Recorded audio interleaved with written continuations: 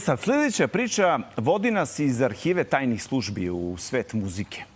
Neverovatno, da? Postoji tvrdnja da je legendarni muzičar John Lennon, osnivač Beatlesa, imao poreklo koje bi iz korena promenilo način na koji posmatramo njegov život, poruke i umetnost. Šta ako je on zapravo sin Draže Mihajlovića? Šta ako ova knjiga koju ja držim upravo govori o tome? Autor ove knjige je tu u studiju. Ali prije nego što krenemo na to, samo jedan mali kratak uvod i video da bismo mogli da nastavimo samo pričom dalje. Da li ste čuli da je Draža Mihajlović otac Johna Lennona? Iako su svi verovali da je John Lennon samo britanski muzičar, priča je zapravo mnogo misterioznija.